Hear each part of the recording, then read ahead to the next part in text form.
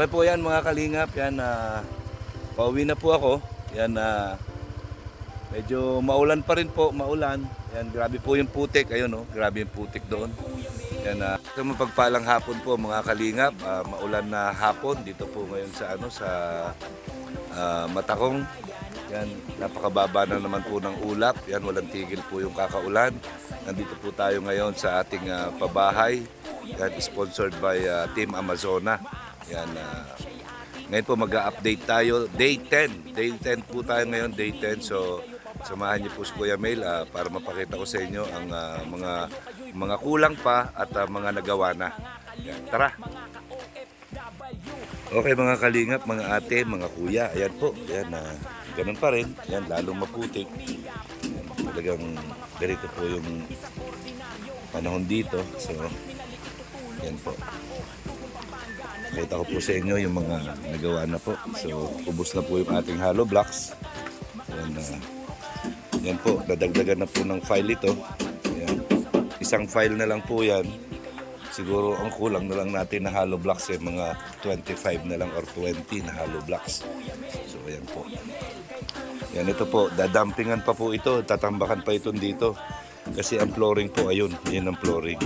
So, tatambakan pa ito ng lupa. Yan yung mga nandiyan dyan sa labas, tatambak pa po dito yan. So ito na po yung ito na po yung sa CR, yan. Yan po. Ito kulangan ng hollow blocks. Dapat ito meron pa dito. Hanggang dito po yan.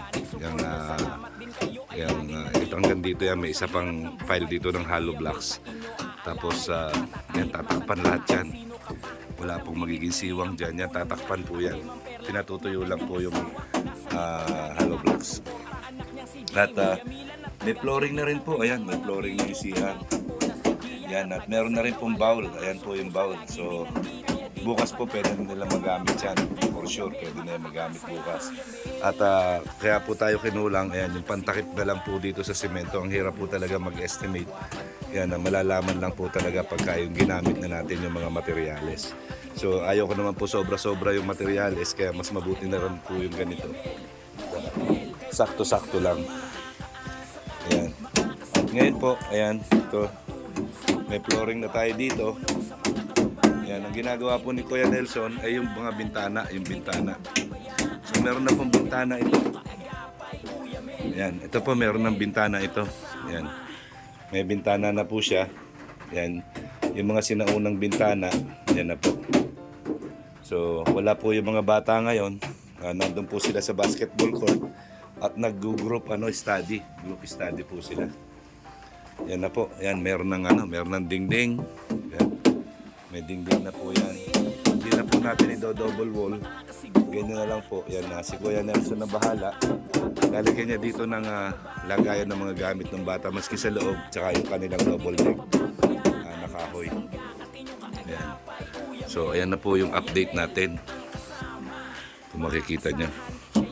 Yan. Pasensya na po kung kinulang ako sa materyales. Mahirap po talaga mag-estimate pagka ganito. Ayoko naman po yung sobra-sobra kasi para walang masayang. So ayan na po. Ito po, dadampingan ito, dadampingan. Magiging hanggang dito po. Ang flooring po niyan hanggang dito. Hanggang dito flooring niyan. Mas mababa doon sa CR. Mababa po yan. Ayan, papantay po yung dito. Dito po magkakaroon ng pintuan dito. Ito yung pintuan. Dito sa area na to may pintuan. Yan. Pagka po ito ay na-filing, naasintahan na to, na dumpingan na to, na flooringan na to. Yan, finishing na po lahat. Finishing na ito. Pagka na-finishing, tsaka tayo magpipintura. Tsaka tayo magpipintura pag na-finishing. So ayan po, day 10 po tayo ngayon, day 10. Ito na po yung may CR na sila. Yan, matutuwa na lalo yung mga bata dahil hindi na sila maliligo sa labas. At hindi na rin sila makikigamit ng mga CR sa mga kapitbahay dun sa baba. Sa baba pa po sila nakiki-CR. Kawawa naman. So ito na po. Yan, ito po matatakpan po yan. Takip yan. Yan, matatakpan po yan. Yan, meron ng bowl, may CR na, pwede na maligo dito. Yan. At yung takip na lang po nung septic tank. Yan, yung takip na lang po yan ang problema natin. So, yun po, yan mga more or less siguro mga 8 to 10,000 pa yung kailangan ko. 8 to 10,000. Yan para matapos ito. Then yung pintura na lang, last na yung pintura. Saka na yung pintura pagka nagawa na po lahat. Na-finish na to. Kasi kailangan i-finish muna ito. Yung mga hollow blocks po, ipipinish yan. Papalitadahan niya na manipis para madaling pinturahan. Ngayon po, inaano ni Kuya Nelson, yung mga bintana naman ang inaasikaso niya. Kagaya ng isa, meron na siyang bintana doon, so pwede na nila isara yan. Hindi na magiging malamig. Hindi na nila haharangan ng tuwalya. Ito na lang po, yan. Makalingap, ng ate, mga kuya.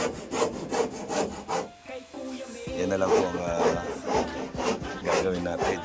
So, yan. Sana po, yan. Sana may sumuporta pa po sa akin. Yung kakulangan ng materyales at labor. Yan, yung mga labor na mga gumagawa. Hindi naman po masasayang yung labor kasi nakita niyo ba po 10 araw. Ito na po yung nagawa sa 10 araw. Halos bahay na po. Konting-konti na lang po talaga, halos bahay na po ito. At actually bahay na siya. Bahay na siya.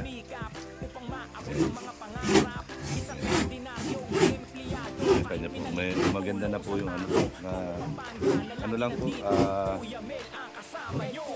maganda lang yung pagkakaayos namin doon sa bahay kaya nagmukhang malaki, pero maliit lang po yan.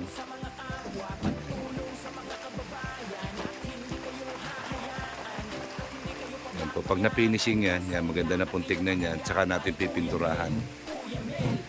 Siguro po, kung masira man ito, baka senior citizen na ako or baka nasa ilalim na ako ng lupa pag nasira itong bahay na ito. Kasi talaga pong matibay yan. Kahit ang posto niya na yung mga punong kahoy, puro lawaan po yan. Lawaan at langka ang ginamit po na kahoy dyan. Then half body semento. Yan, inulit ko po, ayan, kaya po half body ito, hindi po pwedeng magtayo ng bahay dito na concrete. Yan, hindi po pwedeng concrete kasi po government ito. Yan, ang inaalaw lang po nila ay light materials.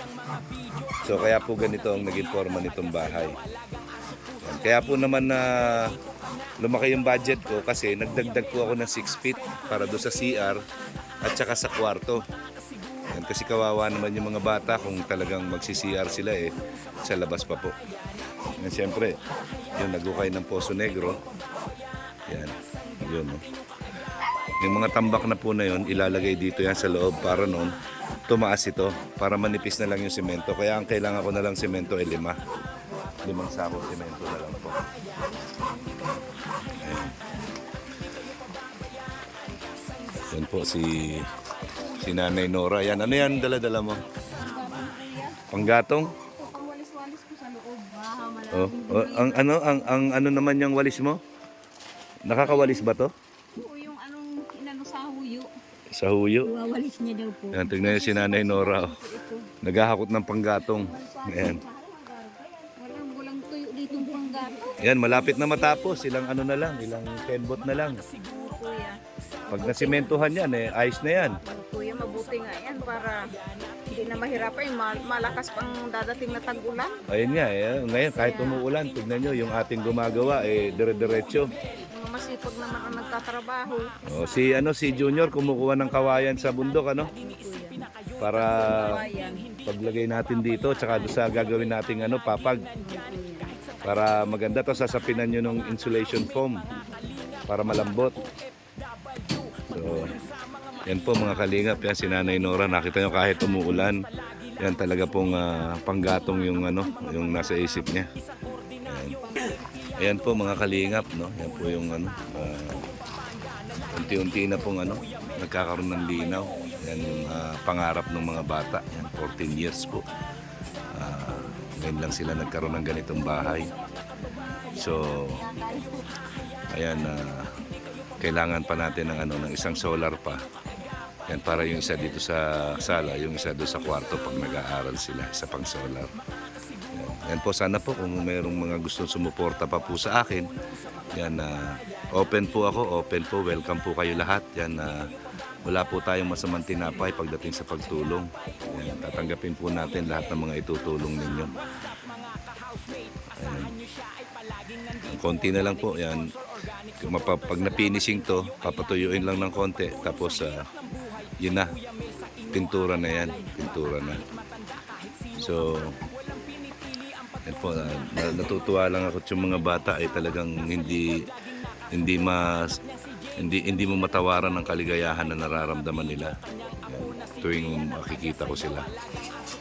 Yan po. So, pag nakita nyo ito, magiging cute po ito. Tiny house lang po ito, hindi po ito malaki. Tiny house lang siya. Yan, kaya ang problema lang dito, yan. Pero tatambakan niya ng bato. Sabi ko kay Nanay Nora, yan, pagka wala siyang ginagawa, kahit pa dalawa-dalawang bato na boulder, yan, pag dadala siya, tambak niya lang ng itambak lahat yan. Yan. Tapos, pagkatapos nito, yan, pakonti-konti, yan, papasyal ako dito kung ano yung magagawa ko. Ako na lang po yung gagawa. Yan, pag nagpintura po, ako na lang magpipintura nito. Yan, pipinturahan ko po ito.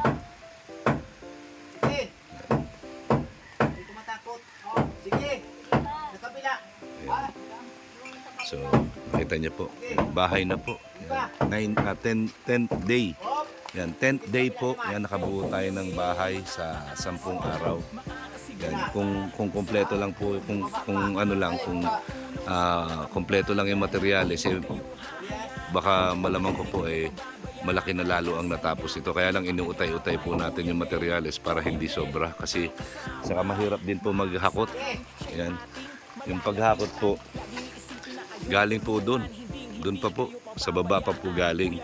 Tapos tingnan nyo yung lalakaran. Kaya po natatagalan din kami. Kung tutuusin po, dapat po tapos na ito. Ang hirap lang po yung ginagalawan. Nakita nyo po yung ginagalawan. No? Yan po yung ginagalawan. Maputik. Kaya yan. Pero ganun pa man, mabilis pa rin po. Yan, sa 10th day nakabuo na ng bahay. So, yan na po. Tingnan niyo po. Okay. Yan, ano lang po, tiis-tiis lang, tiyaga-tiyaga lang po. Yan, matatapos ko din ito. Yan, sana po matapos ko ito dahil yung aking budget na pambayad sa mga gumagawa ay hanggang ngayon na lang. So baka po bukas patigilin ko muna sila. Yan. Patatawag ko na lang po pagka yung okay na ulit. Ayan. Yan, sa lahat po ng mga gustong tumulong yan, at sumuporta dito sa aking project, yan, ang GCash number ko po ay 0966-655-4615. Yan. Ulitin ko po, 0966-655-4615. Pwede nyo rin po akong i-message sa aking Facebook Messenger, Mail De Leon po, M-E-I-L De Leon. At sa aking YouTube, sa aking Facebook page po, Kuya Mail. Kuya Mail din po. So, yan po, yan, maraming salamat po kay Miss Vanessa Suzuki, yan sa Team Amazona. Yan, salamat po sa Team Amazona. Yan, sa Team Beehive. Yan, sa Team Beehive. Salamat po kay at sa sa tawag dito diyan po kay kay Ma'am Priscilla Brit, kay Ma'am Coralie. Yan, salamat po kay Ma'am Coralie, kay Ma'am Priscilla Brit, kay Madam Pittsburgh. Yan, salamat po. Yan, at po, yan, sa Team Amazona, yan, especially dito sa dalawang tao, kay kay Miss Vanessa Suzuki, kay Miss Andrea D. Yan. At syempre po, lalong-lalo na doon sa nagbigay po ng sinyales na mapabahayan itong mga bata ay yung anak po ni Ma'am Vanessa Suzuki. Yan, si Mecca. Yan. Mega loud shout out sa iyo, Mecca. Yan, maraming salamat sa iyo. Yan, napakabuti ng puso mo para kang mama mo. Yan, napakabait ninyo. Yan, sana marami pang blessing ang dumating sa inyo. Yan, kaya tuloy-tuloy lang po tayo. Yan, tuloy-tuloy lang po tayo. Yan, sana po tangkilikin. Yan, i-share po natin sa ating community itong mga ginagawa nating pagtulong. Kasi po, yan, para po lumaki yung ating channel, magkaroon ng malaking views, at marami tayong matulungan pa, hindi lang itong 2 bata at yung mga marami pang nangangailangan. Si Kuya Mel po ay dire-diretso lang sa aking advocacy na pagcha-charity. Yan, at ako po ay isang Kalinga partner pa rin. Yan, hindi po ako nagbabago, walang nagbabago sa akin. Kalinga partner pa rin po ako. Kay Kuya Bal pa rin po ako. Yan, mula nung pumunta ako dito, mula nung naging Kalinga partner ko, kay Kuya Bal po ako. Hanggang ngayon po, kay Kuya Bal pa rin ako. Yan, wala pong nagbago sa akin. Solo lang po talaga akong nag-i-scout. Yan. Hindi po ako humihiwalay sa Kalingap, wala po akong karapatang humihiwalay sa Kalingap dahil wala po akong kakayahan. Yan. Ang ano ko lang po ay nagsosolo lang ako ng scout para mas komportable po akong gumalaw, mas komportable akong magdesisyon. Yan, wala po akong ibang iniisip. Yan, kundi sarili ko lang. Yan, pagdating sa pag-i-scout. Okay. So, yan po, sana po i-share nyo na sa inyong community na panoorin at tangkilikin ang mga charity vlogs ng mga small YouTuber, charity vlogger, yan, na Kalingap partner. Yan, para po mas lumawig pa po. Yan, kagaya nito. Yan, nandito po tayo sa kabundukan. Yan, nasa kabundukan po tayo. Hindi po ito po ay literal na kabundukan. Yan, nasa kabundukan po tayo. Wala po ito sa tabi-tabi lang. Nandito po talaga tayo sa bundok. 20 kilometers from Magang. Ang binabiyahe ko po, one way. So 40 kilometers balikan po. Yan, papunta rito. At araw-araw po umuulan. Yan, pero hindi natin hindi hadlang sa akin yan. Yan, kahit na gaano kaputik. Nakita niyo po, ayan, tingnan niyo po. Yan. Yan, wala pong problema sa akin yan. Ang importante sa akin, nakakatulong tayo at nagiging masaya yung mga tinutulungan natin. Di po ba? Lalong-lalo na doon sa 2 bata na ngayon po ay talaga namang hindi niya matatawaran ng kaligayahan na nararamdaman nila. Lalo na ngayon na nakita nila na meron na silang maayos na tutuluyan. Yan. Kaya maraming salamat po kay Miss Vanessa Suzuki, kay Miss Andrea D. Yan, sa Team Amazona. Yan, shout out po sa inyo lahat. Maraming salamat kay Commander Churba, kay Kuya Joel. Yan, shout out po Kuya Joel. Maraming salamat po yung mga nagtulong-tulong po na nag-ambag para dito po sa ating pabahay project na ito. Ito po ay hindi na kubo. Yan, pwede na po itong isama sa Kalingap Pabahay Project. Yan ang first pabahay po ni Kuya May. Yan, dito po sa Dayo. Yan, yung mga kubo, marami na po tayo napakubuhan. Pero ito po yung first na pabahay ko po. Yan. Sana po suportahan ninyo. Yan, mga Kalingap, mga ate, mga kuya, mga ka-OFW. Ang ating ginagawang paglingap. Yan, sa araw-araw. Yan, patuloy po tayong maglilingap. Hindi hadlang yung mahinang views. Basta ang importante, nakakatulong tayo at may tumutulong sa atin. Yan po, hanggang sa muli. Yan, ito po si Kuya Mel, nagsasabi sa inyo lagi na ang gumagawa ng mabuti sa kapwa ay pinagpapala. Yan. Mabuhay po tayong lahat hanggang gusto natin ang naaayon sa kalooban ng Panginoon. Yan. Huwag po natin kakalimutan. Yan. Ang pagtulong po ay wala sa salita kung hindi nasa gawa. Yan. Shout out po kay Kuya Bal Santos Matubang, Ate Edna Vlogs, Kalinga Prab at lahat ng Kalinga partners, lalong-lalo na sa mga charity vloggers na talagang nasa puso ang paglingap sa mga mahihirap. Ayan. So, yun po. Magandang hapon sa inyo lahat. Ito po ang ating update. Yan. Yung mga bata po wala, nasa basketball court, nag-group study. So, ako po ay pauwi na dahil hindi po tayo pwedeng abutin ng dilim. Mahirap po pag-uwi dahil grabe, ganito po yung dinadaanan ko. Yan, ganito. Yan. Kaya yung motor ko po pagka bago ko umuwi, nagpapawashing po ako. Nagpapawashing. Kasi sobrang kapal po ng putik. So, kaya po yan. Yan. Maraming salamat uli. Yan, kay Vanessa Suzuki, kay Andrea D, kay Ma'am Coralie, kay Ma'am Priscilla Brit, kay Madam Pittsburgh. Yan. Maraming kay Mecca. Yan, shout out Mecca, domo arigato. Yan, sana po tangkilikin ang ating mga vlogs. Yan. Maraming salamat po and I love you 3 times a day. Bye-bye! Okay po yan mga kalingap, yan pauwi na po ako. Yan medyo maulan pa rin po, maulan. Yan, grabe po yung putik, ayun oh, grabe yung putik doon. Yan dito sa dadaanan ko pa, yung putik po, grabe. Tsaka yun doon sa bandang unahan, grabe yung putik. Yan maraming salamat po ulit yan sa suporta. Yan ng Team Amazona, headed by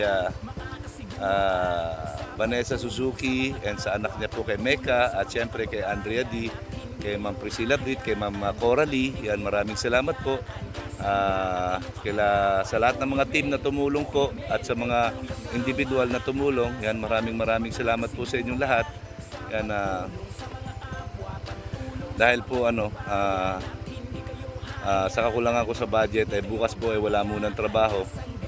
Yan, mahirap po kasi na baka mamaya hanapan nila ako, bumali sila, wala po tayo pambali. Yan. Ang natira na lang po sa budget natin is 500 na lang po. So pinakiusapan ko muna sila, pag nagkaroon ako ng budget, tatawagin ko na lang sila ulit. Yan. Pero pupunta po ako dyan para gumawa kung ano yung pwede kong magawa. Yan. Maraming salamat po sa lahat. Yan. Sana po may sumuporta pa po sa akin para matapos ko po itong pabahay ng 2 batang nakatira sa bundok. Maraming salamat po. God bless po sa ating lahat at magandang hapon po sa inyo.